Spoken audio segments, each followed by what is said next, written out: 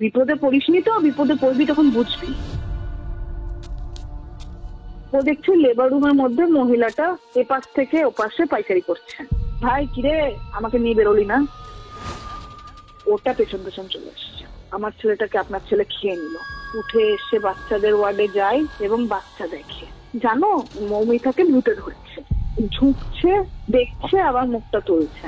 আমার বাচ্চা কই? ইউনিফর্ম পরবে না, ও শাড়ি পরবে, কারণ ও তো ট্রিটমেন্টে আছে। বাচ্চা খুঁজতে আসে, তাদের দরজাটা ডাক করে বন্ধ হয়ে গেল। মানে প্রসব করে বাচ্চা এবং তার যমজ মেয়ে হয়। আমি তো মাছি খাই না, ওই দড়িটা দিয়েও আত্মহত্যা করেছিল। আমার তো বাচ্চা কদিন আগে হয়েছে, সেটাও বাঙালি স্টাইলে নয়। শেষের দিকে বাইকটাকে হাত দিতে ভয় পেত। আমি কাউকে একটা দেখলাম যে ওপরের দিকে উঠে গেল, সেটা কিন্তু আমাদের লাল সিঁদুর নয়, মেটে সিঁদুর। আমার বাঁ হাতটাকেও ধরলো। তুই কিন্তু নতুন এসছিস, তুই অনেক কিছু জানিস না। ও কোনো একটা ইমাজিনারি ওয়ার্ল্ডে আছে। ছেলেটা অ্যাকিউরেট আমার বন্ধুর মতো দেখতে হয়ে যাচ্ছে। ওখানেই আত্মহত্যা করে, থামকে ধরেছে, গলায় দড়ি দিয়ে আত্মহত্যা করেছে। ও ঠিক হয়ে গেছে, এদিক থেকে দৌড়ে চলে গেল। আমি নড়তে পারছি না, একটা মহিলা দাঁড়িয়ে আছে, দেখছি ওখানে কেউ নেই। রাত্রেবেলা ঘোরাঘুরি করবি, বন্ধু কবে এলি? Curiophyte presents Ghostly Call Recording, a horror audio documentary by Kaustav Kumar. এবার ভয় পাবে তুমিও।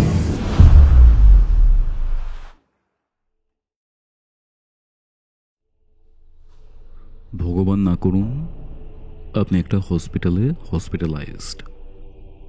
মাঝরাত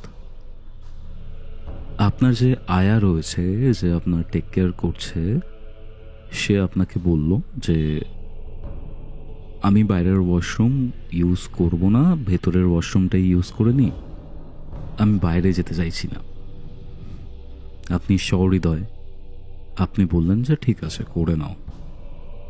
বাট আপনি পরে জানতে পারলেন এটার পেছনে গভীর একটা কারণ রয়েছে, যে কারণটা খুবই সাংঘাতিক। যে হসপিটালে রয়েছেন সেই হসপিটালে নাকি রোজ রাতে একজন ঘোমটা দেওয়া বউ আসে এবং বাচ্চাদের ওয়ার্ডে গিয়ে ঝুঁকে ঝুঁকে বাচ্চা দেখে। তার মতলবটা কি? সে কি বাচ্চা চুরি করতে চায় নাকি অন্য কিছু? এই যে বউটা, সে কি আদৌ জীবিত? অনেক ক্ষেত্রে মৃত্যুর পর ফিরে আসে অনেকে, বাট সেটা খুব অন্যভাবে। সে নিয়ে যেতে চায় নিজের সাথে নিজের প্রিয়জনকে, বা কোনো প্রিয় জিনিসে তার স্মৃতি আটকে আছে। কিউরিওফাইটের ঘোস্টলি কল রেকর্ডিংয়ের আজকের এই হরর পডকাস্টটা একদম অন্যরকম। আমার সাথে কলে ছিল পারমিতা। পারমিতার এর আগে বেশ কিছু ঘটনা আপনারা শুনেছেন। আজকের এই এপিসোড আপনারা কোথা থেকে শুনছেন কমেন্ট করে জানান। ভিডিওটা ভালো লাগলে অবশ্যই লাইক করে শেয়ার করে দিন এবং সাবস্ক্রাইব টু কিউরিওফাইট ইউটিউব চ্যানেল। আর হ্যাঁ, আপনারাও যদি আপনাদের সাথে ঘটে যাওয়া এরকম প্যারানর্মাল অ্যাক্টিভিটি, এরকম সত্যি ভৌতিক ঘটনা আমার সাথে এরকমই একটা ঘোস্টলি কল রেকর্ডিংয়ে শেয়ার করতে চান, তাহলে যোগাযোগ করুন হোয়াটসঅ্যাপে। হোয়াটসঅ্যাপ নম্বরটি হচ্ছে 6290675195। তাহলে চলুন শুরু করছি কিউরিওফাইটের ঘোস্টলি কল রেকর্ডিং সিরিজের মারাত্মক একটা হরর পডকাস্ট। তোমাদেরকে দারুণ একটা ব্যাপার বলি। ক্রিকেটের জ্ঞান ব্যবহার করে তোমরা কখনো টাকা জিততে পারবে এটা ভেবেছিলে? আমিও এটা কখনো ভাবিনি, বাট এটা আমি ভাবলাম, চেষ্টা করলাম, আর অ্যাকচুয়ালি এটা কিন্তু হলো। এটার জন্য শুধুমাত্র এমপিএলের যে অ্যাপ রয়েছে সেই অ্যাপটা লাগবে, এবং এমপিএলের এই অ্যাপটা একটা গেম চেঞ্জার। তুমি তোমার ক্রিকেটের জ্ঞানটাকে কাজে লাগিয়ে টাকা জিততে পারবে। চলো তোমাকে ব্যাপারটা একটু বুঝিয়ে বলি। ধরো ইংল্যান্ড এবং ইন্ডিয়ার ম্যাচ চলছে।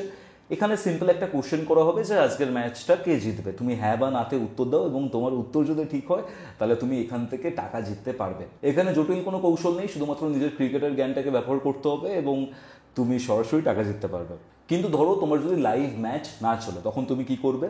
তখন এমপিএল ক্রিকেট 100x এই গেমটা তোমরা খেলতে পারো। এখানে তোমাদের জাস্ট এটা বলতে হবে যে কোন ব্যাটসম্যান কোন বোলারের এগেনস্টে শট মারবে। সঠিক ভবিষ্যৎবাণী করলেই তোমরা টাকা জিততে পারবে, আর সেটা কিন্তু 100 গুণ পর্যন্ত হতে পারে। যখন লাইভ ক্রিকেট ম্যাচ থাকবে তখন তোমরা এমপিএল ওপিনিয়ন বা খেলতে পারো এমপিএল ক্রিকেট 100x। আর শুধু এমপিএল নয়, এখানে 60+ গেমস রয়েছে, যেরকম লুডো, স্নেক অ্যান্ড ল্যাডার, এছাড়া ফ্রুট চপ। তুমি যে কোনো সময় গেম খেলতে পারবে, টাকা জিততে পারবে এবং সেটাকে তুমি উইথড্র করতে পারবে ইজিলি। আর সব থেকে দারুণ ব্যাপার কি জানো, তুমি যদি নিচের যে লিঙ্কটা রয়েছে সেটার থ্রু দিয়ে এই এমপিএল অ্যাপটাকে ডাউনলোড করো, তাহলে তুমি 200% পর্যন্ত ক্যাশব্যাক পাবে নিজের ফার্স্ট ডিপোজিটে। মানে শুধু গেমই খেলবে না, টাকাও জিতবে। তাহলে আর দেরি কেন? লাইভ ক্রিকেট ম্যাচ থাকুক বা না থাকুক, এমপিএল ডাউনলোড করো, ক্রিকেট গেম খেলো আর টাকা জিততে শুরু করো, যে কোনো সময় যে কোনো জায়গায়। ঘড়িতে বেলা 3টে।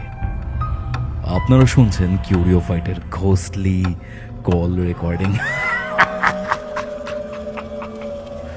আপনাদের আজকের হরর ডোজ।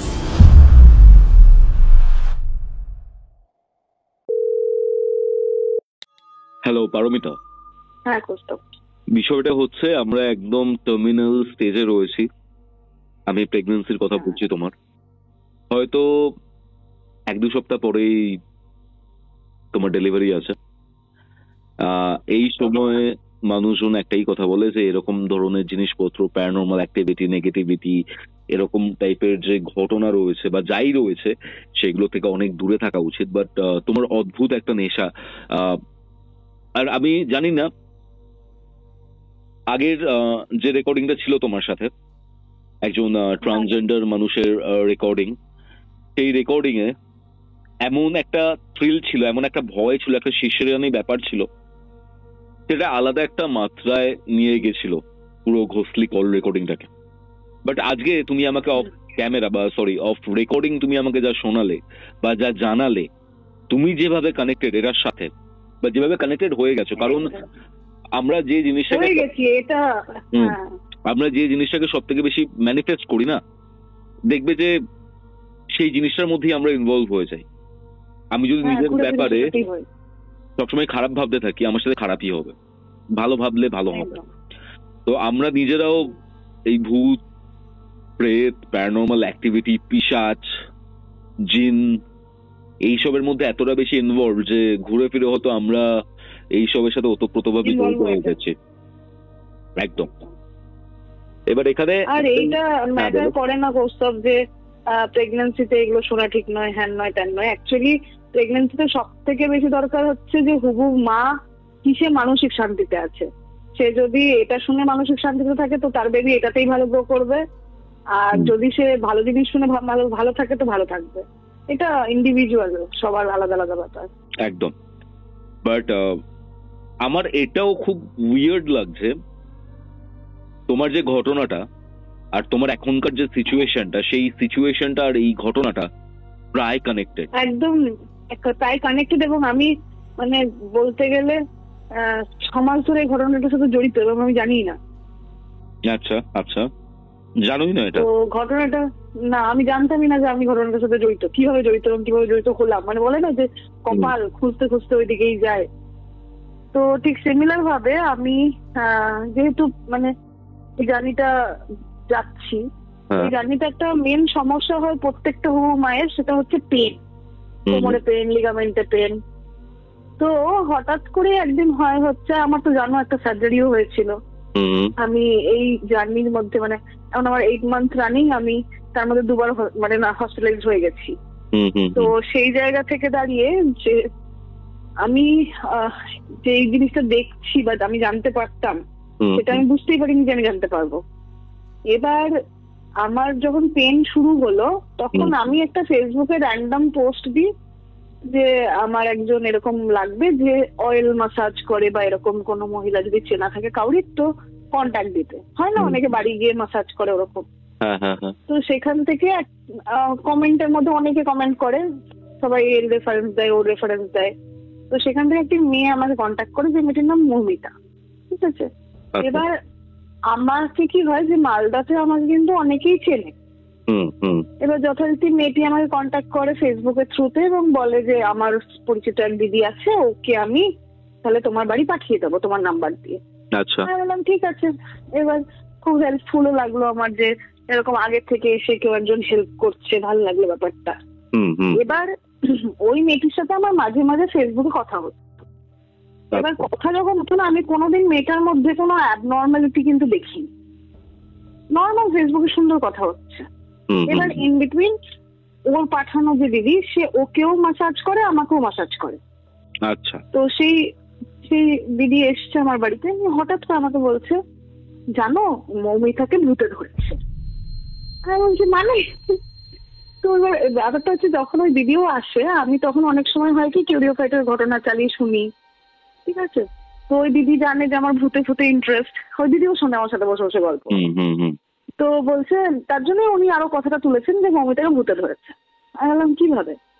তো বলছে, জানি না গো, ও তো বাপের বাড়িতেই থাকে, ওর হাজবেন্ডও এখানেই থাকে, ওর মধ্যে কিছু অদ্ভুত অ্যাক্টিভিটি করছো।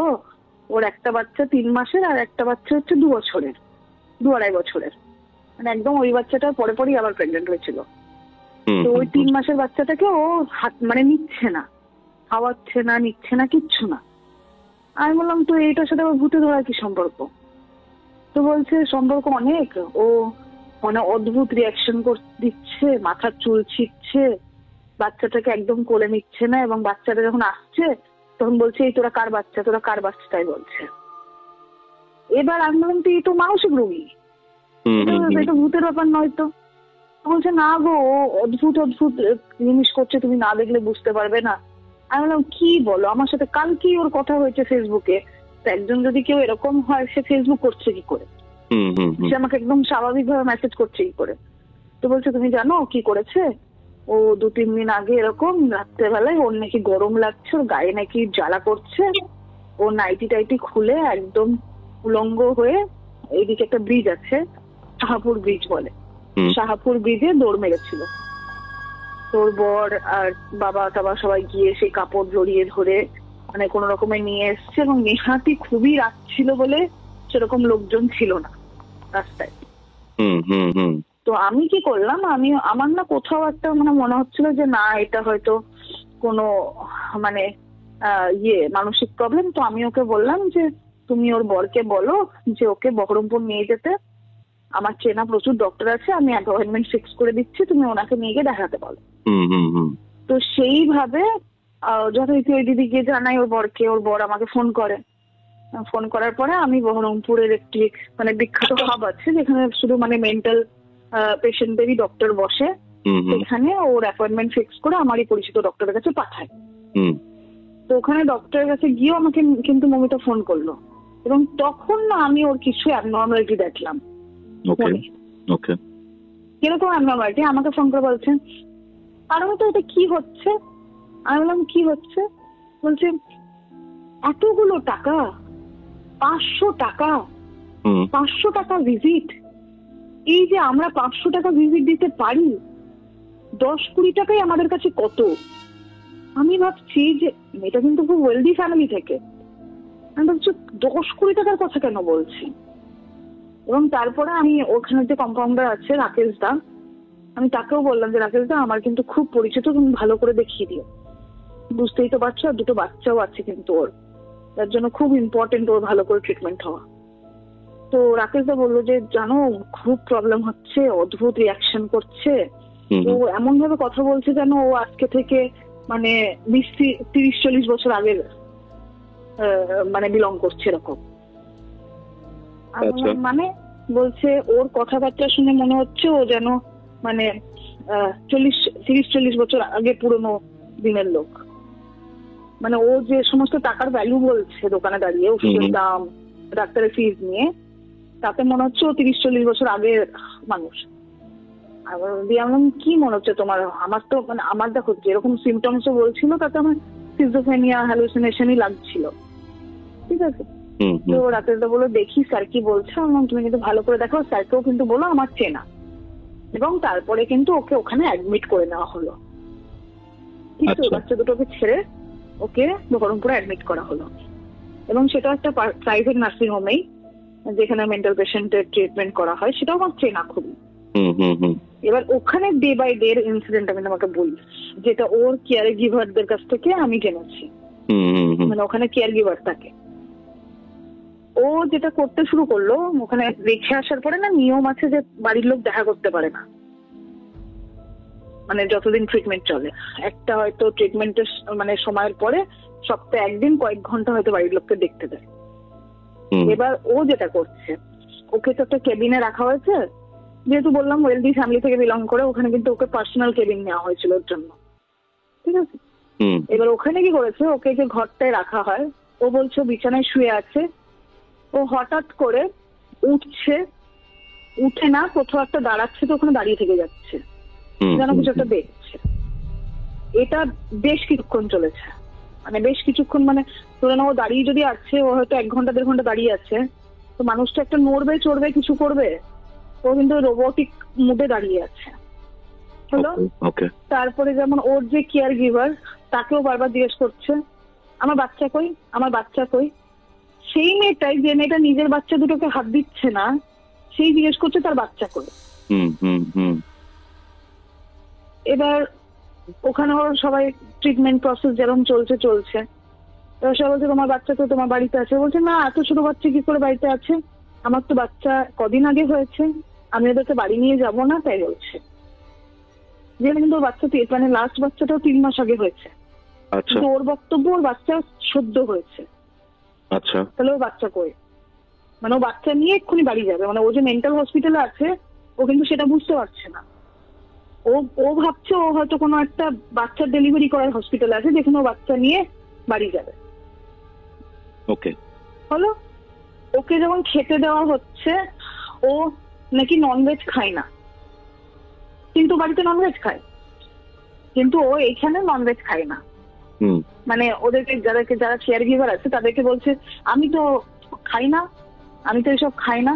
এবং অদ্ভুত ভাবে ওনা এইভাবে বলছে আমি তো মাছি খাই না, আমি তো মাছি খাই না। এবার ধরো তুমি বাঙালি একটা ছেলে, তুমি যদি বলো যে আমি মাছ খাই না, তাই বলবে তো? তুমি তো বলবে না আমি মাছি খাই না, আমি মাছি খাই না, আমি মাছ খাই না, এরকম বলছে।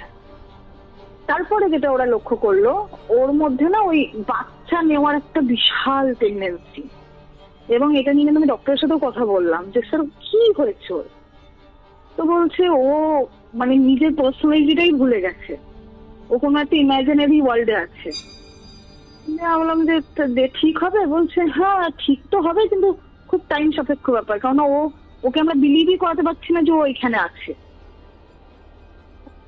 হলো, এবার তারপরে যে অ্যাক্টিভিটি গুলো শুরু হলো, ও না হঠাৎ করে যে জামা কাপড়ের প্যাটার্ন, সেটা মানে ওকে তো ওখানে ইউনিফর্ম পরানো হয়েছে, ও এসব পরবে না, ইউনিফর্ম পরবে না, ও শাড়ি পরবে। এবার ওদেরকে কি হয়, ওদেরকে সবসময় কিন্তু ডিনায়াল মুডে রাখা হয় না। যখন একটা পেশেন্ট যায় না, তাকে এইভাবে বোঝানো হয় যে হ্যাঁ তুমি ঠিক দেখছো, মানে তাকে সবসময় বলা হয় না যে তুমি ভুল দেখছো, তুমি পাগল। ওকে শাড়ি দেওয়া হয়েছে, ও শাড়িটা পরছে, সেটাও বাঙালি স্টাইলে নয়, অন্য স্টাইলে। গুঁড়ো সিঁদুর চাইছে, তুমি দেখবে বিহারি ফিহারিরা গুঁড়ো সিঁদুর পরে, মানে সেটা কিন্তু আমাদের লাল সিঁদুর নয়, মেটে সিঁদুর। আচ্ছা আচ্ছা, হ্যাঁ হ্যাঁ, ওই গুঁড়ো সিঁদুর চাইছে, গুঁড়ো সিঁদুর পড়ছে। এবার তারপরে না আমি আর বেশি মানে খোঁজ নিইনি, আমি জানি যে ওর ট্রিটমেন্ট চলছে এবং ও যে ডক্টরের হাতে আছে ওটা ভালো, মানে ওর ভালোই হবে।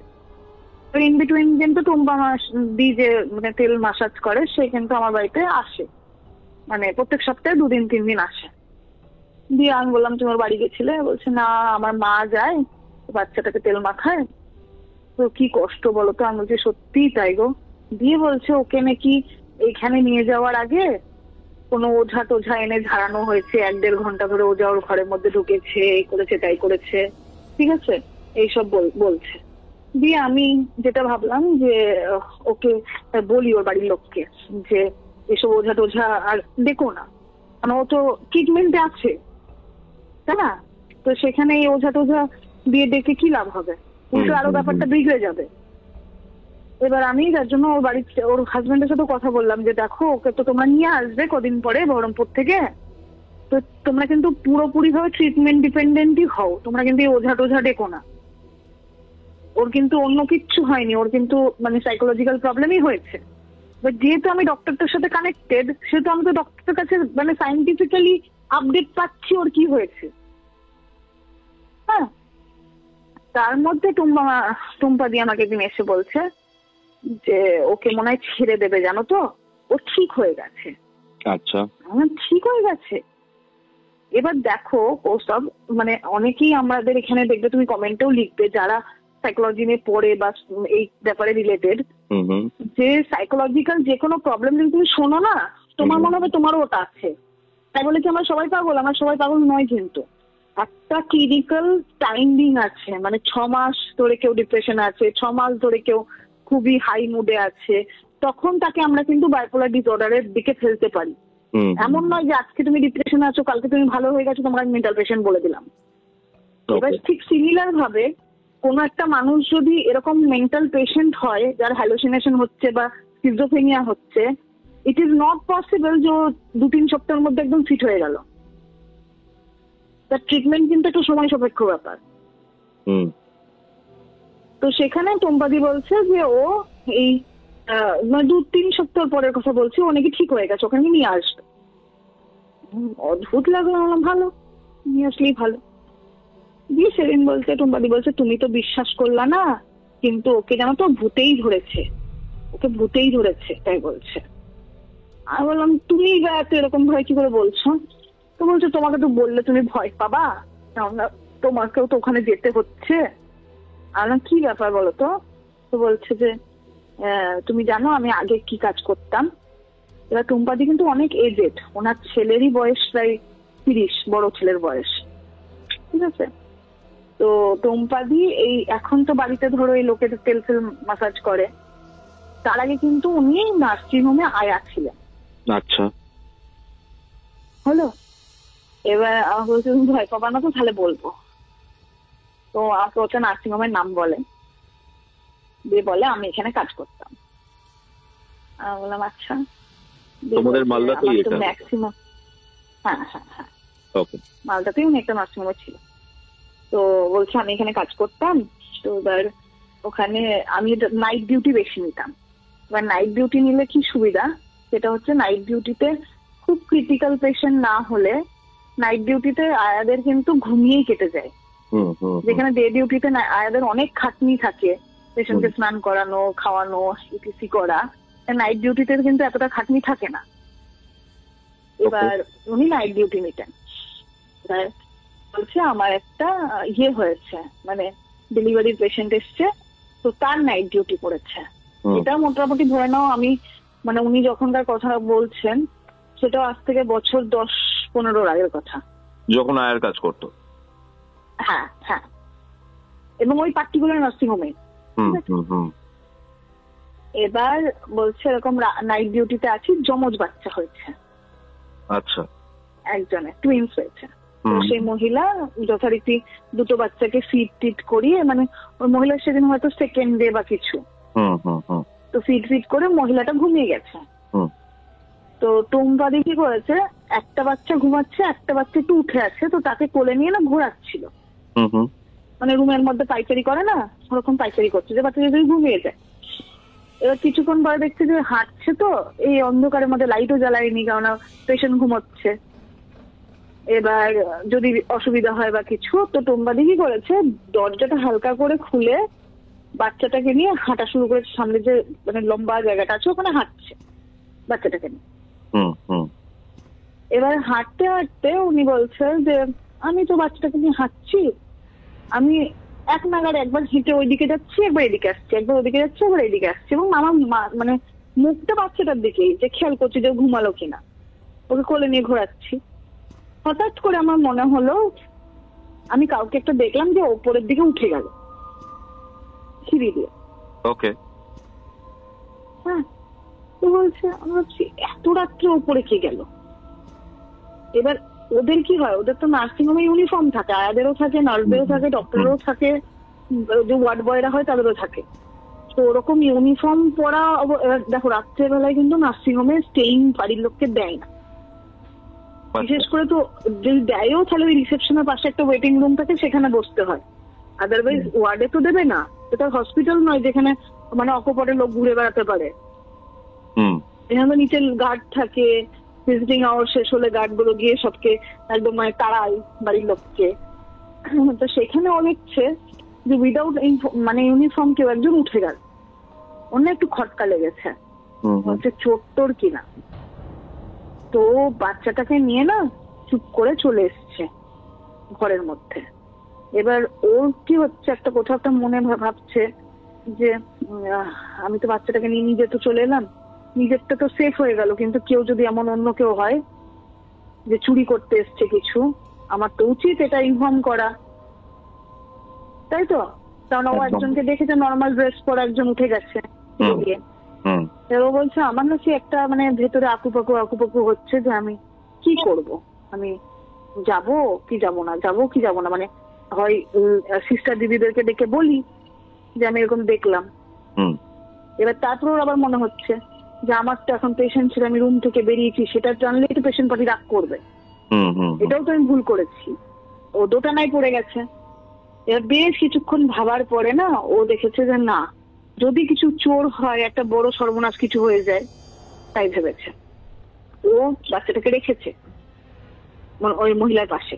ততক্ষণে কিন্তু ওর পেশেন্ট যেটা, সে একটু মানে ঘুম থেকে উঠেছে, তো ওকে বলেছে যে আপনি একটু ধরুন, আমি একটু বাথরুম থেকে আসছি, তাই বলে ও গেছে। এবার টুম্পাদি যখন ওপরে উঠে যাচ্ছে, এবার ওইটার যে ফ্লোরটাতে ও ছিল সেই ফ্লোরটা ম্যাক্সিমাম হচ্ছে কেবিন আর হচ্ছে ম্যাটারনিটি ওয়ার্ড। তার ওপরে ফ্লোরটা হচ্ছে পুরোটা অপারেশন থিয়েটার, লেবার রুম, এইগুলো। হ্যাঁ, তো ও যখন ওপরে উঠে গেছে সিঁড়ি দিয়ে, এবং তার উপরে কিন্তু আরো আরেকতলা আছে এবং তার উপরে ছাদ, বুঝতে পেরেছো? তো ও যখন ওপরটা উঠে গেছে, এবার লেবার রুমের পাশ দিয়ে ও যখন মানে খুঁজছে তো যে কোথায় গেল যাকে দেখলাম। এবার হসপিটালের ওটির মধ্যে তো ও ঢুকতে পারে না, ওর তো অতটা মানে ইয়ে নেই, ক্ষমতা নেই। ও কি করেছে, ও আশেপাশে এদিক ওদিক দেখছে যে কোনো রুমের দিকে দেখি কোনো রুমের মধ্যে কোনো ঢুকলো কিনা। এবার যে দিকটাই লেবার রুম, তার উল্টো দিকটা আবার হচ্ছে ছেলেদের জেনারেল, মানে মেল জেনারেল যেটা হয়। এবার সেখানেও কোনো রাত্রেবেলায় মেয়ে থাকার কোনো গল্প নেই, বাড়ির লোক থাকলে আয় থাকবে।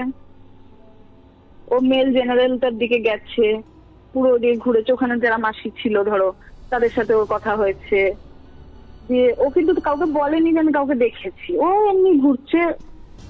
ওরা হয়তো কথা বলেছে যে কি করছে না করছে, তখন হয়তো এরকম ভাবে বলেছে যে এই তো আমি বাথরুমে এসেছিলাম, তাই বলেছে। এবার ওদের স্টাফ বাথরুম যেটা, আর স্টাফরা যেখানে খাওয়া দাওয়া করতো, সেটা হচ্ছে একদম 4 তলার উপরে। তো যথারীতি বাথরুম গেলে ওখানেই যাবে, নিচে নামার সময় ও মাসিদের সাথে কথা বলছে, এরকম মাসিরা ভেবেছে। ও যখন কাউকে পেলো না, ফিরে আসবে, তখনও দেখছে ওটির ঢোকার যে গেটটা, তার আগের গেটটা দরজা খোলা। আচ্ছা, এবার তো তখন বুঝে গেছে যে এখন তো কোনো ওটি হচ্ছে না, কিন্তু দরজা খোলা, তার মানে এখানেই ঢুকেছে। এবং তখন কিন্তু ওর মাথায় স্ট্রাইক করে গেছে, তাহলে চোর ইনস্ট্রুমেন্ট চুরি করতে এসছে, মানে ওটির মধ্যে তো অনেক ইনস্ট্রুমেন্ট থাকে না। তো ও বলছে যে আমি দরজাটা খুললাম বৌদি, দরজাটা খুলে যে ঢুকলাম, ঢুকে আমি দেখছি পুরো ওটি অন্ধকার, কিন্তু ওটির কিছু কিছু সাপ্লাই জ্বলে, মানে কিছু কিছু মেশিনস আছে যেগুলো কিন্তু কোনো মানে 24 ঘন্টায় কখনো বন্ধ করা হয় না, ওগুলো জ্বলবেই। তো ও ঢুকে ওটিতে ঢুকে না, একদম লেফট সাইডে হচ্ছে লেবার রুম। লেবার রুমটা কিসের, লেবার রুমটাতে কি হয় দেখো, আমাদের তো এখনকার দিনে ম্যাক্সিমাম সিজার হয়, কিন্তু নর্মালেরও একটা অপশন থাকে। তো নর্মালে যখন বেবি হয়, তখন অপারেশন থিয়েটারে নিয়ে যাওয়ার আগে লেবার রুমে কিন্তু রেডি করানো হয়, বুঝতে পেরেছো? আর অনেক সময় লেবার রুমে নর্মাল ডেলিভারিটা লেবার রুমে করা হয়, ওটির ভেতরে করা হয় না। তো ও বলছে লেবার রুমের লাইটটা জ্বলছিল। হ্যাঁ, এবার ও লেবার রুমের ওদিকে যাচ্ছে, যেতে যেতেই ওর পাশে হচ্ছে ওটি, আর ওখানে হচ্ছে বাচ্চাদের এনআইসিইউটা। বুঝতে পেরেছো? দুটো দরজা হচ্ছে পাশাপাশি। ওকে। হ্যাঁ, ও বলছে আমি লেবার রুমে ঢুকে দেখলাম লেবার রুমের দরজাও খোলা। আমি লেবার রুমে উকি মারলাম, দেখলাম ওখানে কেউ নেই। বেরালাম, বাচ্চাদের এনআইসিইউটা তো পুরো লকড থাকে, কারণ ওখানে কিছু বাচ্চা থাকে যারা হচ্ছে একদম খুব ক্রিটিক্যাল হয়, তারা থাকে, সদ্যজাত বাচ্চা। আর ওখানে একটা করে আয়া থাকে, মানে কাচের ঘরে যেটা রাখা হয় বা কাচের হ্যাঁ বাচ্চাদের এনআইসিইউ যেটা। তো এবার ওখানে একটা আয়া থাকে, সেই আয়াটা কিন্তু ভেতরে আছে। হ্যাঁ, এবার এরকম গোল ফুকো, ও বলছে আমি গোল ফুকোটা দিয়ে তাকাচ্ছি, তো আমি দেখছি আয়া ঘুমোচ্ছে আর বাচ্চাগুলো রাখা আছে, 4-5টা বাচ্চা রাখা আছে। আমি দেখলাম আয়া তো ঘুমোচ্ছে, আমি চোখটা ফেরাতে যাচ্ছি, আমি দেখছি লেফট সাইডে একটা মহিলা দাঁড়িয়ে আছে। লেফট সাইডে একটা মহিলা দাঁড়িয়ে আছে? হ্যাঁ, মানে রুমের ভেতরে। আচ্ছা। ও বলছে আমার তো মাথা চটকে গেল দেখে, যে আয়া ঘুমাচ্ছে আর বাইরের লোক কি করে বা পেশেন্ট পার্টি কি করে এখানে আছে। এবার ও কিন্তু তখন আমাকে এত ডিটেলে বলেনি, ডিটেল টাইম পরে আসছে। বলছে আমার তো রাগ হয়ে গেল যে কেন আয়া দাঁড়িয়ে আছে, অন্য মহিলা দাঁড়িয়ে আছে এখানে। তো বলছে ও দেখছে মানে বাইরে থেকে যে মহিলাটা শাড়ি পরা, হ্যাঁ, প্রত্যেকটা ওই যে বাচ্চার ট্রলার থাকে না, মানে যেগুলোতে বাচ্চা রাখে, ও ট্রলার গুলোর মধ্যে না এরকম ঝুঁকছে, দেখছে, আবার মুখটা তুলছে, আবার পরেরটাতে যাচ্ছে, ও ঝুঁকছে, দেখছে, আর টুম্পা ওটা কিন্তু দরজার বাইরে থেকে দাঁড়িয়ে দেখছে। যখন এইভাবে উনি ওই মহিলা 3-4টে জায়গা ক্রস করলো, টুম্পাদির দরজাটা খুলে ঢুকেছে। এবার দরজাটা খুলে ঢোকার সময় কি, ও তো বেটে হাইটের, ও এরকম ভাবে কাঁচ দিয়ে দেখছিল, গোল ফুটোটা দিয়ে কাঁচ যেখানটায় সেট করা আছে দরজার, ও যে দরজাটা খুলে ঢুকেছে ঘরটাতে, দেখছে ওখানে কেউ নেই। কি বলছো? লিটারেলি ওখানে ওই মহিলাটা নেই। টুম্পাদি বলছে আমার মানে বৌদি তুমি বিশ্বাস করবা না, আমার হাত পা ঠান্ডা হয়ে গেল। আমি সঙ্গে সঙ্গে গিয়ে যে আয়া মাসি ছিল, সে আমার চেনা নাম ধরে ডাকলাম, ও উঠলো। বলছে কি রে তুই এখানে কি করছিস টুম্পা? তো বলছে যে কিছু না, মানে বলতেও পারছে না, কি বলবে, মানে বাইরে দাঁড়িয়ে কাছ থেকে একটা মহিলাকে দেখছে, ও ভেতরে ঢুকে সেই মহিলাকে দেখতে পাচ্ছে না রুমে, কি বলবে, মানে ও তো যাচ্ছিল মেনলি আয়াটাকে বকতে যে তুমি কি করে একটা বাইরের লোককে এখানে অ্যালাউ করছো।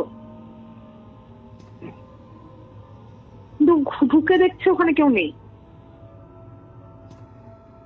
ওকে। এবার ও বলছে বৌদি আমি না ঢুকে ওকে কিছু বলতে পারলাম না, আমি আমতা আমতা করে বাইরে বেরিয়ে চলে এলাম। হ্যাঁ, এবার ও যে বাইরে বেরিয়ে এলো, বলছে আমি বাইরে বেরিয়েছি, মাথা চুলকাচ্ছি, ভাবছি হলোটা কি আমার সাথে।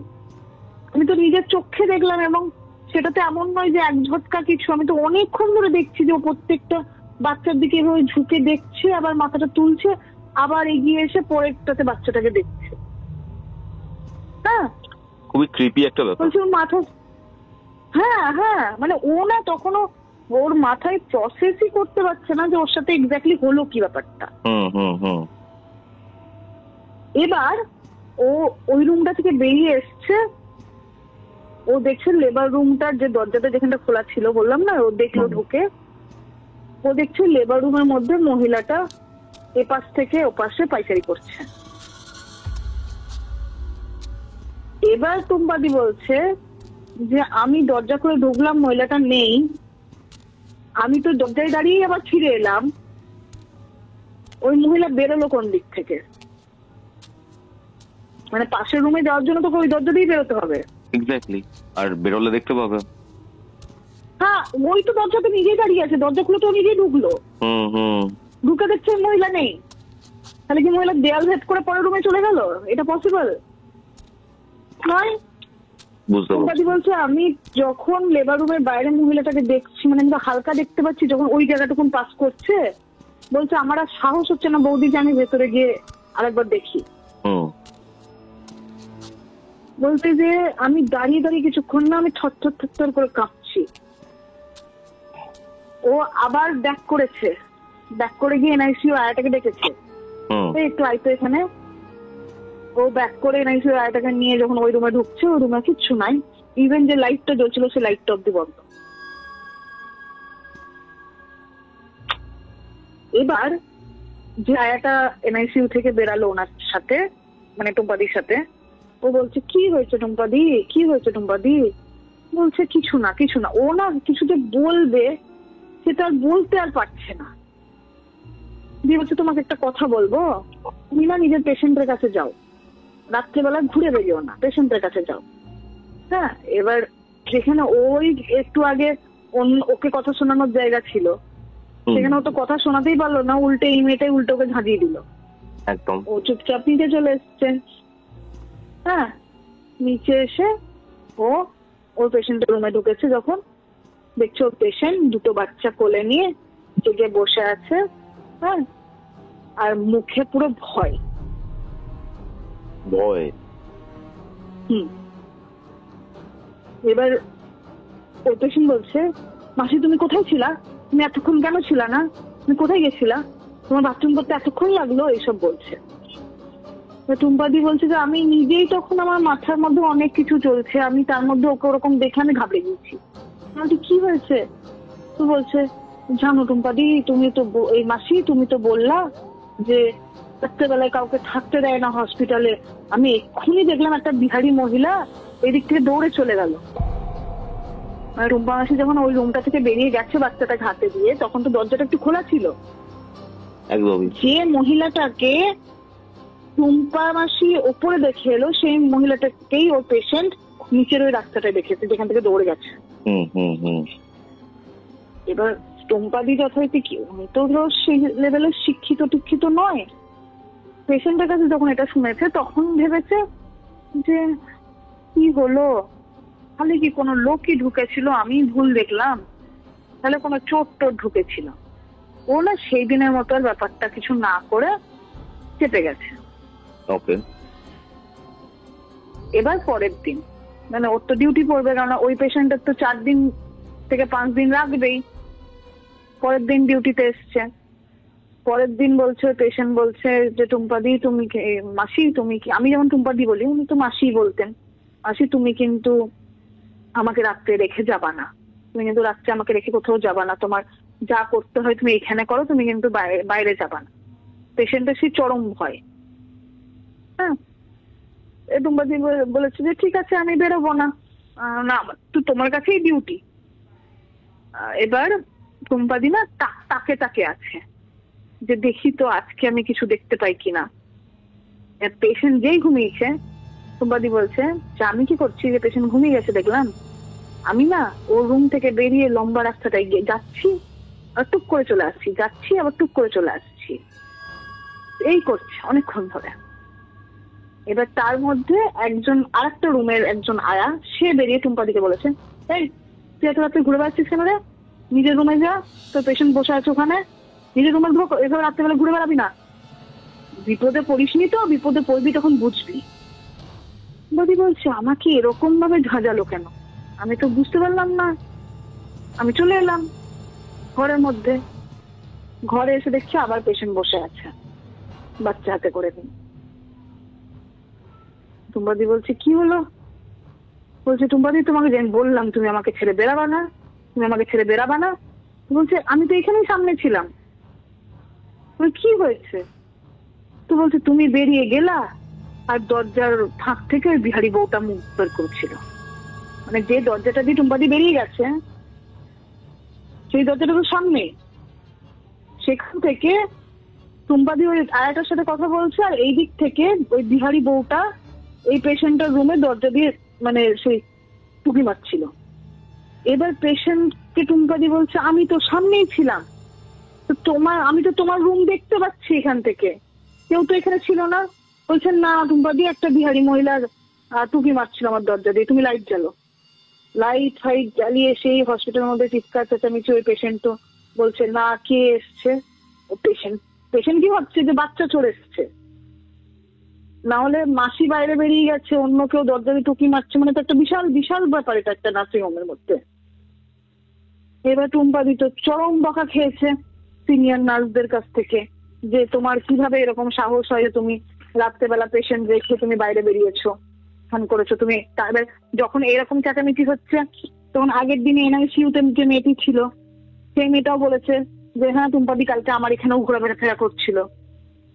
এটা তো দেখো বিশাল বড় একটা ক্রাইম, তুমি রাত্রেবেলায় পেশেন্ট দেখে তুমি আগের দিনও ঘুরে বেড়াচ্ছিলা, পরের দিনও ঘুরে বেড়াচ্ছিলা, পেশেন্ট ভয় পেয়ে গেছে। এসে টুম্পাদি বলছে আমাকে সে যা আছে তাই বললো, যে যা আছে তাই হলো। দিয়ে বলছে যে তোমার তো এটা সত্যিই দোষ, তুমি পেশেন্ট দেখে কি করে তুমি এরকম ভাবে বাইরে গেলা। তো বলছে বৌদি আমি 2 দিন ধরে বুঝতেই পারলাম না যে কি হলো ব্যাপারটা। এবার তারপরে টুম্পাদি যেহেতু ওরকম করেছে ওকে 2-3 দিন হসপিটাল থেকে একটু বলেছে যে তোমার 2-3 দিন তুমি বাড়ি যাও, ছুটি নাও। টুম্পাদি বলছে যে আমার বাড়ি এসে সে কি উদুমা জ্বর, সে গা থেকে জ্বর নামে না। এবার মোটামুটি 3-4 দিন পরে সুস্থ হয়ে ও আবার কাজে জয়েন করেছে।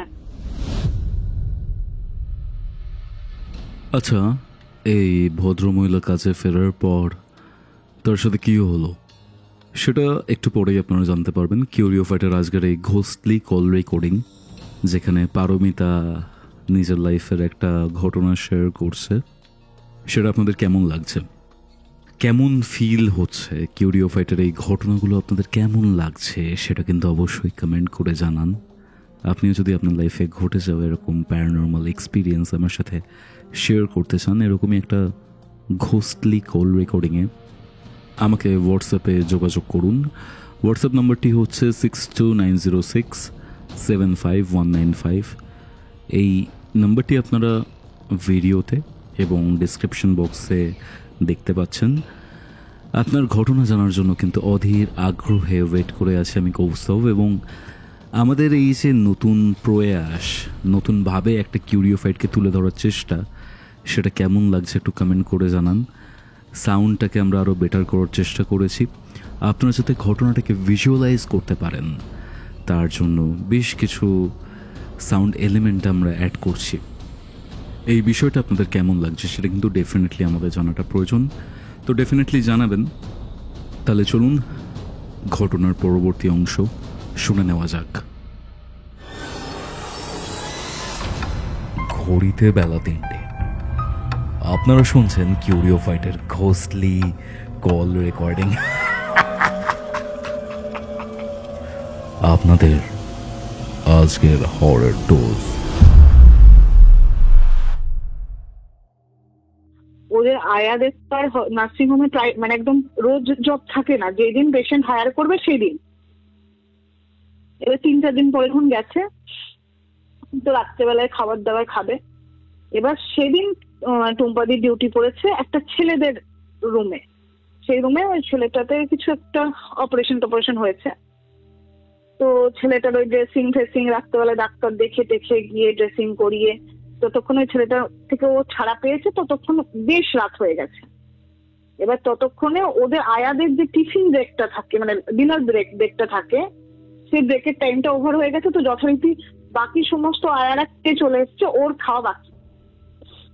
এবার ওই অপারেশন করা রুমের মধ্যে যেখানে ছেলেটা আছে সেখানে তো বসে ওর বাড়ির খাবার খেতে পারবে না। তো যথারীতি বললাম তোমাকে যে 4 তলায় ওদের খাবারের জায়গাটা, তো সেইখানে ও খেতে গেছে। এবার টুম্পাদি বলছে আমি খাবার খাচ্ছি, হঠাৎ করে তাদের দরজাটা ডাক করে বন্ধ হয়ে গেল। হাওয়াতে বন্ধ হয়েছে। টুম্পাদি বলছে খাবারটা খেয়ে উঠেছি, আমি পুরো বুঝতে পারছি আমার বাঁ হাতটা কেউ ধরলো। বুঝতে পেরেছো? খাবারটা খেয়ে যে উঠে নেমে আসবে ওর লেফট হ্যান্ডটা কেউ ধরেছে। এবার ও বলছে যে আমি না এত মানে শক্ত করে আমাকে কিছু একটা ধরে আছে যেটা থেকে আমি নড়তে পারছি না। দিয়ে বললাম কি কেস, তুমি সত্যি কিছু দেখেছো না তুমি ভয়ই পাচ্ছিলা খালি? বলছে না বৌদি বিশ্বাস করো, আমাকে কেউ ধরেছিল যাতে আমি থাকতে পারছি না। আমি শেষে চিৎকার করে উঠেছি, তখন একটা ওয়ার্ড বয় দৌড়াতে দৌড়াতে এসছে ওপরে, দিয়ে বলছে কি হয়েছে মাসি, কি হয়েছে তোমাদের মাসি, কি হয়েছে? বলছে জানি না বাবা, আমার ভয় লাগছিল। তখন ওই ওয়ার্ড বয়টার সাথে তোমার নিচে নেমে এসছে। এবার যথারীতি ওই ওয়ার্ড বয়টার মানে হেল্প নিয়ে নেমে এসছে। ও তো বুঝতে পেরেছে যে কিছু একটা গন্ডগোল হচ্ছে এখানে। এবার তারপরের দিন যখন ও খেতে গেছে, তখন ও বাকি আয়া মাসিদের টাইমে খেতে গেছে। আচ্ছা আচ্ছা। হ্যাঁ, ওদের সাথে যারা অনেক পুরনো তখন, মানে ও আমি বলছি ধরে নাও এখন থেকে 10-12 বছর 14 বছর আগের ঘটনা, যারা তার আগের থেকে কাজ করে তাদেরকে গেছে তাদের কাছে। দিয়ে বলছে যে এরকম ওদেরকে বলেছে দিদি জানো এরকম এরকম হয়েছে, আমি 2 দিন এরকম দেখেছি, আমার পেশেন্ট এরকম দেখেছে, তারপরের দিন ছাদে আমি খেতে গেছিলাম, এরকম এরকম হয়েছে। তখন বাকি আয়া মাসিরা ওকে বলছে তুই পাগল, তোকে কেউ কিছু বলেনি? তো বলছে না। তো বলছে রাত্রেবেলা বাবা বেরোবি না, তুই কিন্তু নতুন এসছিস, তুই অনেক কিছু জানিস না, রাত্রেবেলা যেখানে ডিউটি পড়েছে সেখানে ডিউটি করবি, রাত্রেবেলা ঘোরাঘুরি করবি না। আচ্ছা আচ্ছা। দিয়ে বলেছে কেন, কি হয়েছে? তো বলছে অত কি হয়েছে জানতে হবে না, কি হয়েছে যদি তোকে আমরা জানাই আর তুই সেটা জানাস, আমাদেরও চাকরি যাবে, তোরও চাকরি যাবে, তো জানানোর দরকার নেই কি হয়েছে, তোর জানারও দরকার নেই কি হয়েছে। আচ্ছা। টুম্পাদি তো নাছর বান্দা, ও বলছে না আমাকে তো এখানে কাজ করতে হবে, তাহলে তুমি আমাকে বলো। আর টুম্পাদিরও কিন্তু প্রচুর অভাব তখন, কারণ টুম্পাদির ছোট ছেলে যখন 1 বছর তখন ওর হাজবেন্ড মারা গেছে। আচ্ছা আচ্ছা। তো 2টো ছেলেকে বড় তোকে করতে হবে, ওর তো কাজে মানে আছে দরকার। একদমই। কিন্তু এইভাবে যদি ভয় পেতে থাকে তাহলে তো হবে না। এবার যথারীতি ওকে বলছে যে না আমাকে বলো। বলছে দেখ বাবা, আমরা অনেকেই এই জিনিসটা দেখেছি, তুই একা নস। বলছে কি দেখেছো? মানে আমি যেরকম দেখেছি? বলছে হ্যাঁ, একদম নিচ থেকে একটা বিহারি বউ উঠে আসে, উঠে এসে বাচ্চাদের ওয়ার্ডে যায় এবং বাচ্চা দেখে। বলছে কেন? কেন আমরা জানি না, কেন বড় মাসি বলতে পারবে, বড় মাসি যেদিন কাজে আসবে বড় মাসিকে জিজ্ঞেস করবে।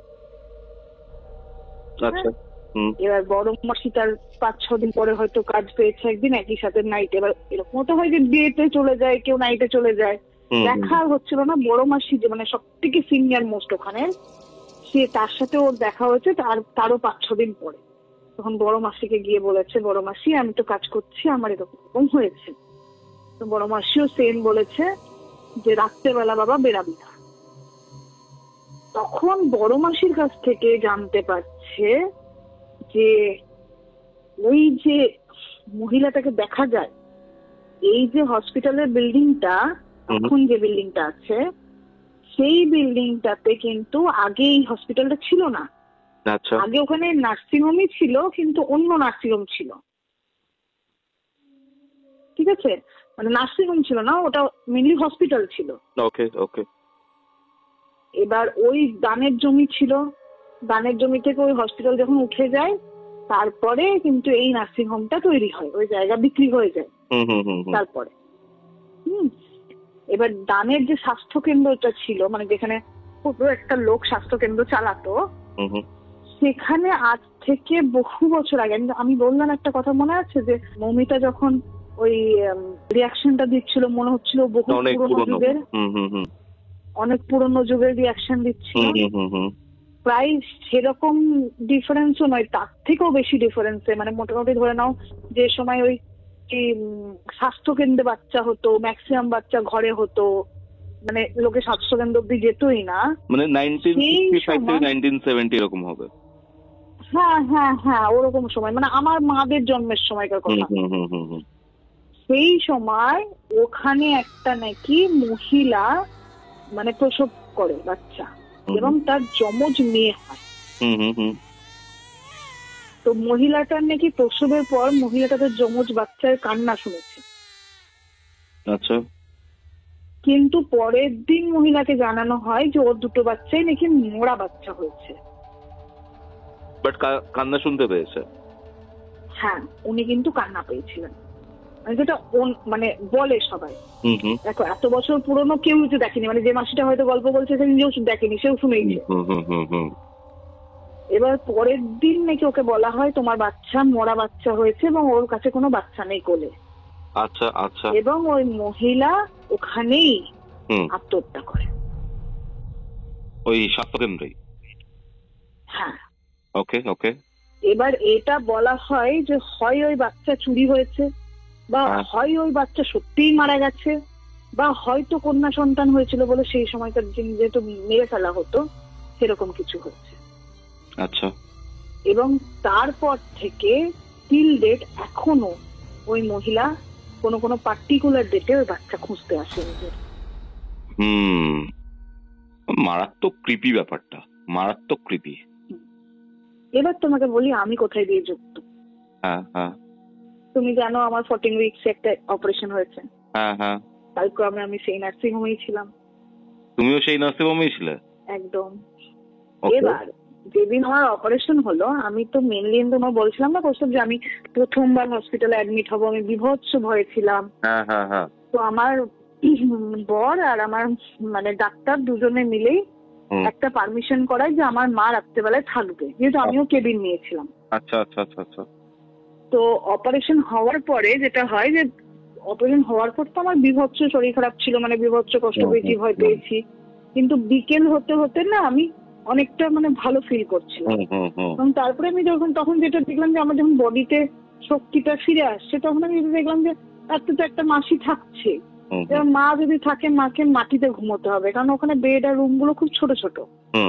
তো আমি যথারীতি বললাম যে না মা তোমাকে থাকতে হবে না, আমি থেকে যাবো, কারণ পরের দিনে আমার ডিসচার্জ ছিল সকালবেলা। এবার রাত্রেবেলায় আমার সাথে যে মাসি ছিল সেই মাসির সাথে আমি গল্প করেই যাচ্ছি এবং আমি তোমাকে বলেও ছিলাম যে আমি ওই মাসিদেরকেও ভূতের গল্প শুনিয়ে এসেছি। হ্যাঁ রাইট রাইট। তো রাত্রেবেলায় যথারীতি আমার তো ঘুম আসছে না, কারণ আমি তো রাত্রেবেলায় এমনি তো বাড়িতে জেগে থাকি, তার মধ্যে হসপিটালে আছি আলগা জায়গা, আরো ঘুম আসছে না। এবার আমি গল্প করছি, আমাকে হঠাৎ করে মাসি বলছে রাত্রেবেলা যে বৌদি ভাই আমি বাথরুমটা ইউজ করব। এবার আমার কাছে না এইগুলো কিন্তু কোনো ম্যাটার করে না, আমি বলছি হ্যাঁ করো। তুমি কিন্তু কাউকে বলো না হ্যাঁ আমি এটা ইউজ করেছি, না আমাদের কিন্তু পারমিশন নাই পেশেন্টের বাথরুম ইউজ করার। আমি বললাম না না তুমি এখন রাত্রেবেলা বেরিয়ে কোথায় যাবে, আবার উপরে যাবে, তুমি করো এখানে। তো বাথরুম ইউজ করলো, ও কিন্তু গোটা রাত্রে একবার জল আনতেও বেরালো। আচ্ছা আচ্ছা আচ্ছা। সেকেন্ড বার যখন ভর্তি হলাম আমি বললাম ডাক্তার আমাকে আবার ভর্তি করলো অবজারভেশনের জন্য। সেকেন্ড বার যখন ভর্তি হলাম তখন কিন্তু আমার 2 দিন নাইট স্টে ছিল হসপিটালে। আমি 2 দিনেও একবার দেখিনি আমার আয়া বাইরে গেছে। সেম আয়া আমাকে জিজ্ঞেস করছে, মানে ওই আয়া ছিল না অন্য আয়া ছিল, সে আমাকে জিজ্ঞেস করছে দিদি ভাই আমি তোমার ওয়াশরুম ইউজ করব, তুমি কিন্তু কাউকে বলবে না হ্যাঁ আমি ইউজ করেছি, আমাদের পারমিশন নাই। আচ্ছা। এবার আমি রিলেট করতে পারলাম আচ্ছা তাহলে কেন এরা যাচ্ছে না। হলো এবার টুম্পা দিকে আমি জিজ্ঞেস করছি যে তুমি যদি এটা জানতাই তুমি তারপরে কাজ করছো? না আমি তারপরে কাজ ছেড়ে দিয়েছিলাম, আমার পক্ষে সম্ভব ছিল না ওটা জেনে যাওয়ার পরে কাজ করা, আমি অন্য জায়গায় কাজ করতাম।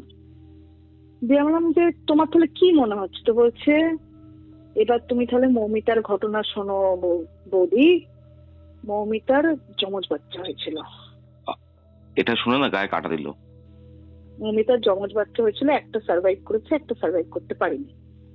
মানে যে বাচ্চাটা ছোট বাচ্চা 3 মাস আগে হয়েছে সেটার একটা সার্ভাইভ করে গেছে, একটা সার্ভাইভ করতে পারেনি। আচ্ছা আচ্ছা, বুঝতে পেরেছো? ইভেন এই যে 3 মাস আগে যে বাচ্চাটা হয়েছে ওটাও কিন্তু প্রিম্যাচিওর হয়েছে। আচ্ছা। মানে একটা যেহেতু সার্ভাইভ করতে পারেনি, পেটে হার্টবিট পাচ্ছিল না, ডাক্তার ইউএসজি করে দেখেছে একটা মানে নেই হয়ে গেছে, সেহেতু ওর কিন্তু মানে এমার্জেন্সি সিজার করা হয়। আচ্ছা। এবার মৌমিতার যমজ বাচ্চা হয়েছে, ওই মেয়েটি এসেছে, ওই মেয়েটি বাচ্চা দেখেছে, ওই মেয়েটি ভেবেছে ওটাই ওর বাচ্চা, কিন্তু পরের দিন একটা সার্ভাইভ করেছে, একটা সার্ভাইভ করতে পারেনি, যেহেতু একটা পেটেই মারা গেছিল। মৌমিতা তো একটাকে নিয়ে বাড়ি চলে এসছে, ওটা পেছন পেছন চলে এসছে। এবং ওই জিনিসটা ফিল করছে যে মৌমিতা যে মানে পজিশনটা হয়েছে সেটা হচ্ছে ও ফিল করছে ওরই বাচ্চা, যার জন্য বাচ্চাটা যখন বড় হয়ে গেছে তখন ও তো ওখানেই আটকে আছে যে ওর বাচ্চা সদ্য হয়েছে। এবার বাচ্চাটা তো বড় হয়ে যাচ্ছে, তখন আর ও ওই বাচ্চাটাকে নিজের বাচ্চা মনে করতে পারছে না। এবার যখন ও নিজের বাচ্চা মনে করতে পারছে না তখনই হচ্ছে ওর রূপ বেরিয়ে আসছে, অ্যাঙ্গার বেরিয়ে আসছে, তখনই মৌমিতার মধ্যে এই চেঞ্জেসটা এসছে, যেখান থেকে ও সাজ গোজ শাড়ি পরা সব ওই এক্স্যাক্ট বিহারি ওমাইনার মতো। এবার আমি টুম্পা দিকে বলছি, তুমি তাহলে যখন এটা জানো তুমি ওর বাড়ির লোককে কেন বলনি? বলছে আমি বলেছি বলেই তো ওরা ওঝা নিয়ে এসেছিল, তুমি বললা ওকে দোকানে পাঠাতে। আমি বললাম তো তুমি আমাকে কেন বলনি আগে? তো যথারীতি বলছে যে বৌদি ওকে তো নিয়ে আসছে। নিয়ে আসছে তুমি কি বলছো? মানে আমার না তখন কোথাও না মানে আমি নিজে দেখে না কিউরিওফাইতে এতগুলো ঘটনা শেয়ার করেছি, নিজের সাথে এত কিছু ঘটেছে, আমি না সব গুলি মারা। মানে আমি ভাবছি যে কি বলছো তুমি, কি ও তো এখানে ফিরে এলে ওর এই বাচ্চা দুটোকেও হয়তো ক্ষতি করে দেবে কিছু। ওসব তুমি বিশ্বাস করবে না, মেয়েটাকে তার 3 দিন পরে নিয়ে এলো, এটা পুরো নর্মাল। কিভাবে ওই ওঝার মাধ্যমে? না, আমার যেটা মনে হচ্ছে সেটা হচ্ছে ওকে তো প্রজেস করেছিল বাচ্চার লোভে, ইন বিটুইন হতে পারে ওই হসপিটালে হয়তো আবার কোনো জমজ বাচ্চা হয়েছে, আবার ওকে ওটা টেনে নিয়েছে। ও তো এর কাছে থেকে বাচ্চা পাচ্ছিল না। রাইট, মানে এটা খুব বিয়ার্ড ঘটনা কিন্তু, মানে একবার যদি পজিশন হয় ঠিক আছে ছাড়ে না কিন্তু। তুমি একটা জিনিস ভাবো বৌস্তব, যে আমি আবার কিছুদিন পরে ওখানেই হয়তো যাব, আমার অবস্থাটা ভাবতে হচ্ছে। মানে তোমার ডেলিভারিটা ওই হসপিটাল থেকেই হবে? হ্যাঁ। তুমি যাচ্ছ কেন ওখানে? ওটা তো অপশন নেই কোনো ভালো। এই সাবধানে থেকো তুমি, আর তোমার বাচ্চাও ওখানেই হবে। হ্যাঁ, কিন্তু আমার টুইন্স নাই, সুতরাং আমি দেখতে পাবো না। কারণ আরেকটি মেয়ে আছে আমার বান্ধবী পিয়ালি বলে, ওরও ওই হসপিটালেই ডেলিভারি হয়েছে। আমি আবার এই ঘটনাটা শুনে ওকে ফোন করে জিজ্ঞাসা করলাম, বললো না তো আমি তো এরকম কিছু পাইনি।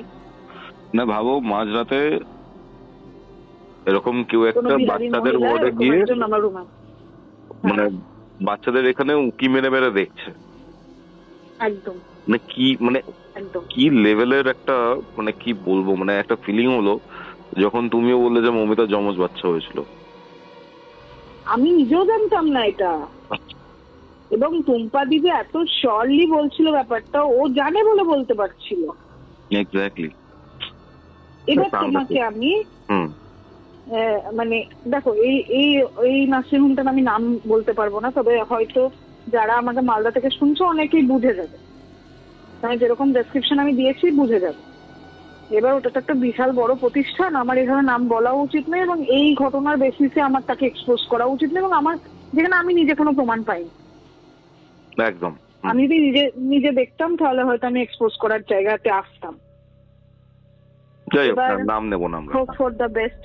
হ্যাঁ, এবার আরেকটা আমি ঘটনা, খুব ছোট্ট ঘটনা আমি শেয়ার করব। সেটা হচ্ছে এটাও কিন্তু মানে আমার আগের একটা ঘটনার সাথে খুব রিলেটেড।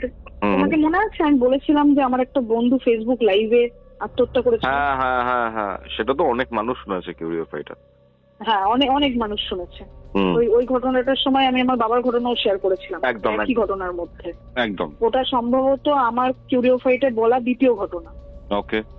কেননা প্রথম ঘটনা আমি মালদার আমার যেটা হয়েছিল সেই ঘটনাটা শেয়ার করেছিলাম ব্ল্যাক ম্যাজিকের, তারপরে আমি বাবার ঘটনা যখন শেয়ার করেছিলাম তখন এই ঘটনাটা বলেছিলাম, এবং তারপরে আমাদের এমজের ঘটনা।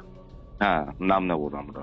হ্যাঁ, তো এই ঘটনাটা যে বন্ধুটা আমার মানে আত্মহত্যা করেছিল, এটা ওর মায়ের কাছ থেকে আমার শোনা রিসেন্ট।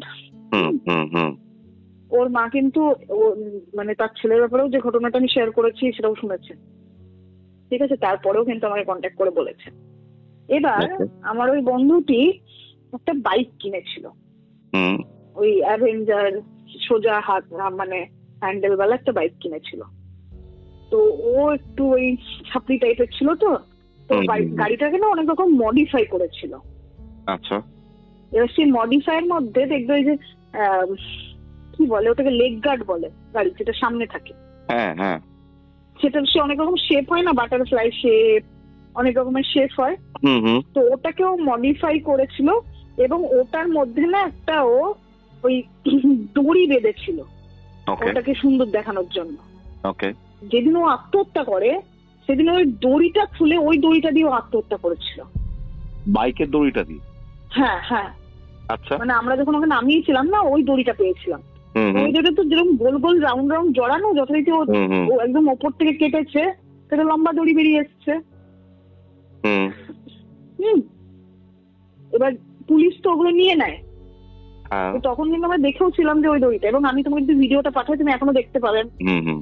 এবার ওই বাইকটা কিন্তু ও কিনেছিল হচ্ছে ইএমআই।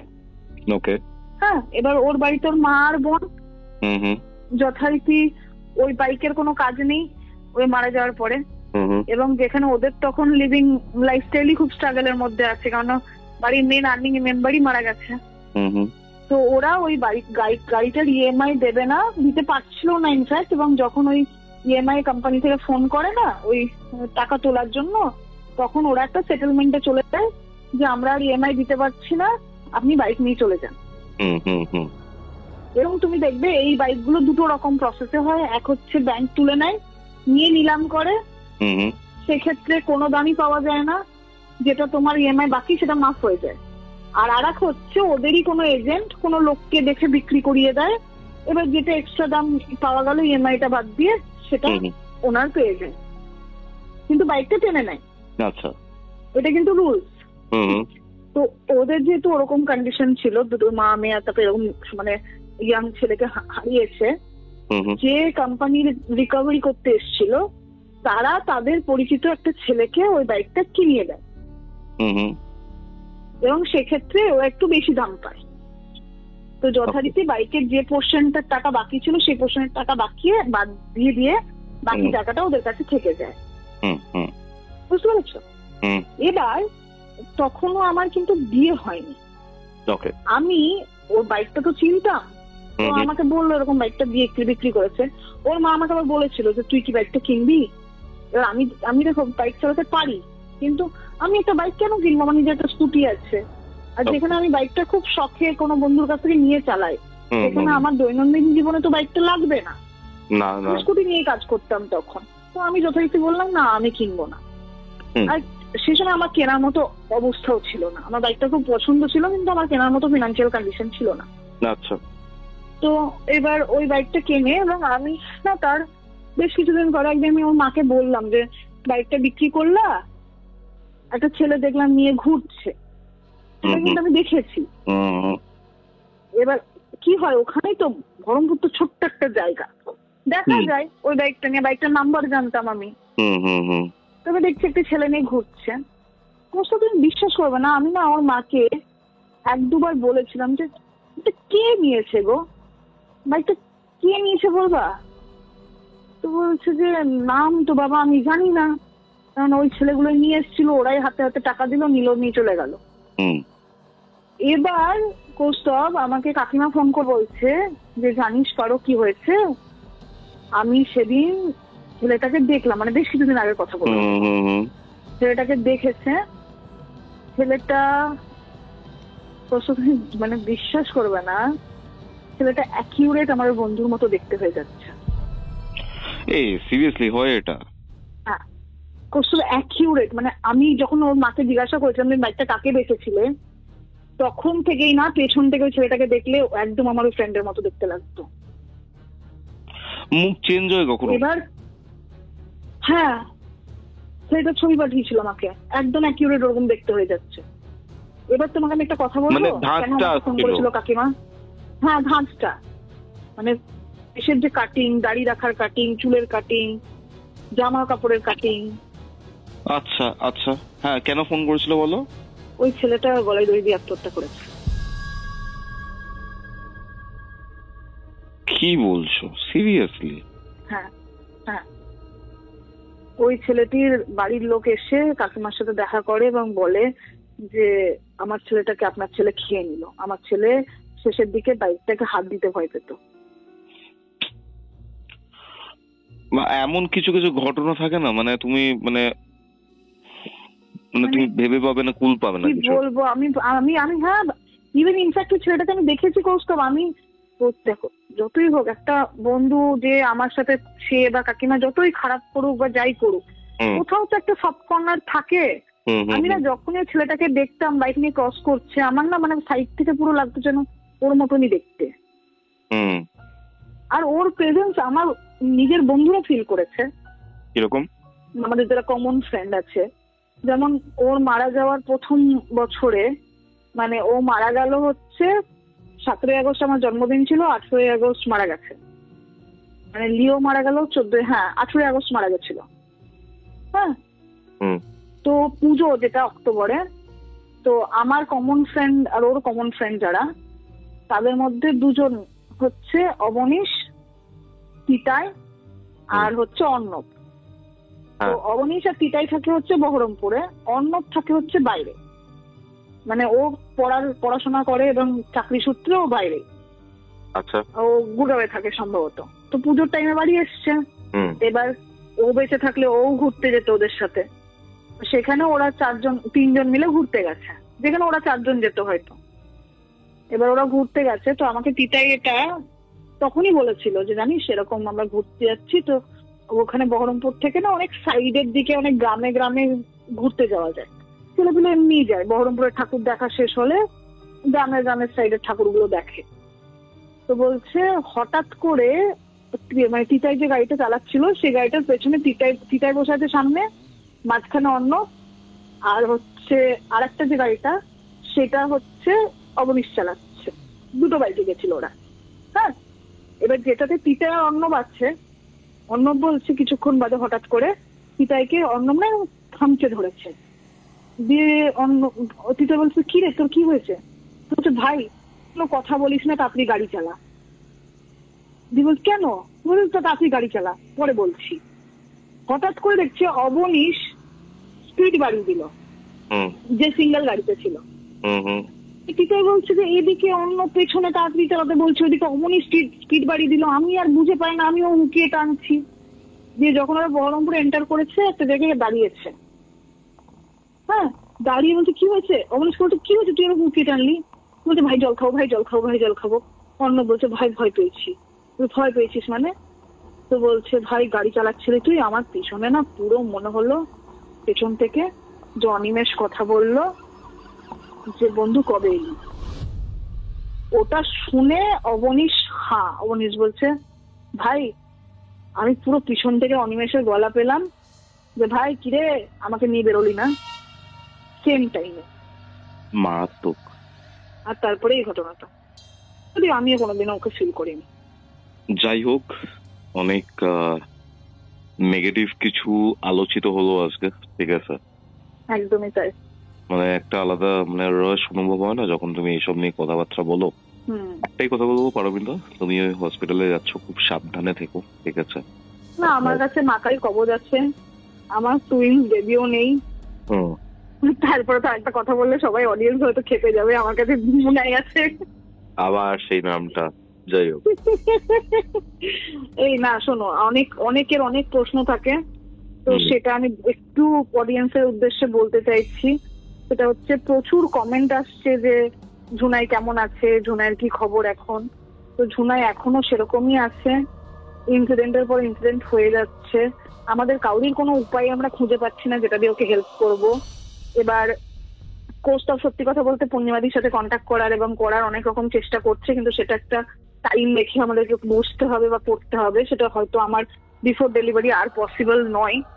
আর অবশ্যই কোনোদিন পারলে আমরা ঝুনাইকে নিয়ে আসবো এখানে। একদম একদম একদম তাড়াতাড়ি সুস্থ সবল ভাবে ফিরে এসো, আরেকজনকে নিয়ে ফিরে এসো, ঠিক আছে? একদম একদম খুব তাড়াতাড়ি তোমার সাথে কথা হচ্ছে কি এবার দেখা হবে পুরো। হ্যাঁ, এবার দেখাও হবে। ঘড়িতে বেলা 3টে। আপনারা শুনছেন কিউরিও ফাইটের ঘোস্টলি কল রেকর্ডিং। আপনাদের আজকের হরর ডোজ।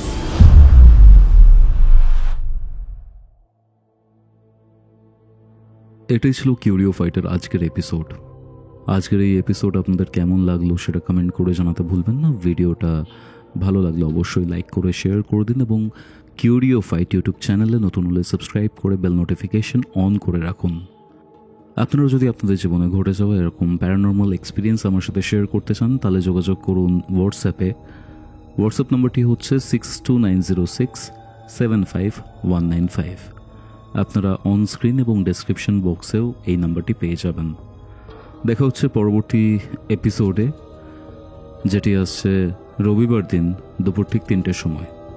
ততক্ষণ অবধি কিউরিও ফাইটের এরকম আরও 2টি এপিসোড দেখতে আপনার মোবাইল স্ক্রিনে আসা ডান দিকের অথবা বাঁ দিকের বক্সে ক্লিক করুন। Curio Fight presents Ghostly Call Recording, a horror audio documentary by Kaustav Kumar. এবার ভয় পাবে